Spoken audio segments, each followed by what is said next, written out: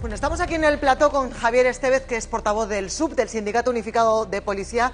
¿Qué tal, señor Estevez? Muy buenas tardes. Buenas tardes. ¿Esto que ha ocurrido hoy es diferente a lo que ocurre cualquier otro día en esa frontera? No, lo que lo diferencia es el hecho puntual de que ha habido suficiente entidad para que salga en prensa.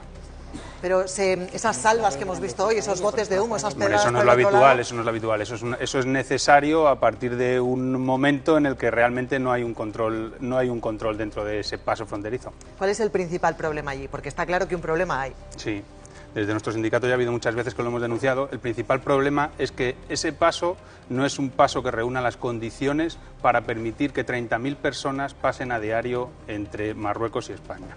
Vale. Ese es el principal problema. Eso acompañado de que hay una falta total de personal policial, de que no hay una buena coordinación con lo que son los policías marroquíes, porque cada uno tiene su propio... Nosotros trabajamos con un código de fronteras que es el código de fronteras Schengen, ellos trabajan con su código de fronteras marroquí. Pero eso quería preguntarle, Javier. ¿Es un problema de falta de medios, de falta de preparación del personal, de falta de protocolos entre Marruecos y España, de falta de unidad de actuación o de coordinación entre policía y guardia civil? ¿Qué es lo que falta allí? ¿Faltan más medios que todo eso? ¿Falta más preparación? Porque llevamos muchos años viendo el paso de porteadores. Sí. Entonces, sí. ¿Qué ocurre para que todavía hoy sigan produciéndose disturbios como los que estamos viendo ahí? Pues el principal problema es un problema de que esa frontera no reúne las condiciones que debería de tener para utilizarse como paso. ¿Se hace un embudo? Sí, es un embudo, es un auténtico embudo. La gente que viene pasa por el paso del Tarajal y luego va a salir pasa a recoger mercancía y vuelve a salir por el paso del Buey. Cuando llegan a España, si por lo que sea ese paso no es lo suficientemente ligero para que consigan pasar todos los que pretenden pasar, hay que tener en cuenta que los porteadores se llevan unos 3-4 euros por cada viaje que hacen. Sí. Son porteadores, meros transportadores de mercancía. O sea, van a un polígono que está a 100 metros, recorre muy poca distancia, ¿no? Sí, sí, es un polígono que está cerquísima. Y de hecho desde allí vuelven a tener otro paso para salir donde salen. Los problemas suelen venir o bien entrando porque no es suficientemente ligero, lógicamente hay que hacer cierto tipo de control para entrar en España, no es un paso abierto para que todo el mundo pase. Normalmente la policía lo que hace es trabajar con dos entradas distintas, una entrada para aquellas personas que traen una documentación y otra entrada para aquellas otras que son los porteadores que simplemente les acredita un convenio bilateral que hay con Marruecos para poder entrar y salir en la ciudad de Ceuta durante el tiempo que está abierta la frontera. La entrada la controla la policía española, pero la salida... ¿También? La salida también la controla la policía española, pero hay que tener en cuenta que ese control es un control mínimo, puesto que quien lo va a controlar es la policía marroquí.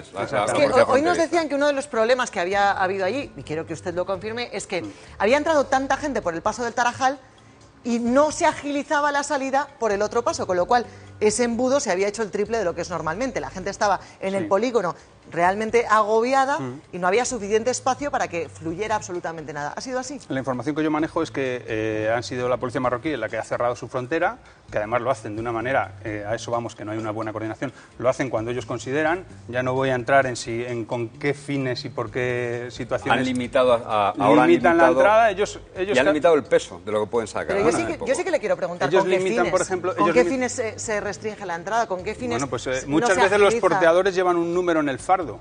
A ver, que alguien me explique por qué la policía marroquí deja entrar a los del número 30 y no deja entrar a los del número 50. Pero esos son problemas que solo lo saben los que están allí trabajando todos los días y que no afectan a la policía española. ¿Y no tiene ninguna sospecha de por qué? Hombre, alguna tendrá. Como todo el mundo, conjeturas. Ya, bueno. Conjeturas sobre la posible corrupción de la gendarmería marroquí, evidentemente.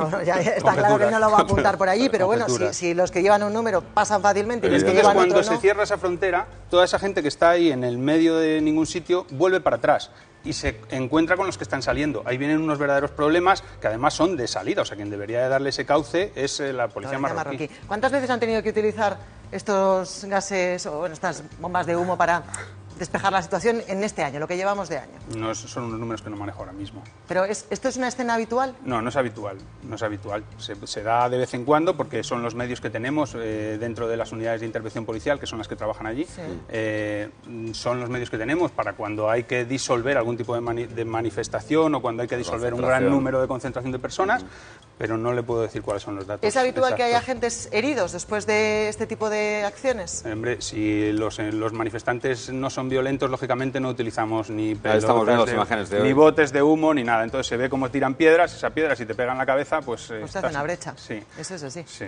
¿Y la solución por dónde pasa? ¿Por dónde pasaría una solución? ¿Desde el sub? ¿Cuál es la solución? Desde hace 8 o 9 meses está acabado un nuevo paso Sí. que no se abre... ¿Está terminado? ¿Ah, sí? Sí, prácticamente. Lo que pasa es que no se abre porque han sido muchas las quejas desde todos los sectores, no solo de los sectores policiales, para que ese paso, tal y como está, no se abra, porque iríamos a peor. O sea, no tendríamos un paso embudo, pero se ha construido un paso, como se puede pensar, un paso en Europa, en unas fronteras interiores que llama el convenio Schengen, y sin embargo eso no es una frontera interior, es una frontera exterior que tiene que tener posibilidades de cerrarse, que tiene que tener posibilidades de que no entre todo el mundo, y bueno, así es como está ahora mismo la ley y como nosotros tenemos que trabajar con ella. Claro que sí. Es muy interesante el punto de vista del Sindicato Unificado de la Policía y también es muy interesante escuchar a las organizaciones de derechos humanos de Cádiz.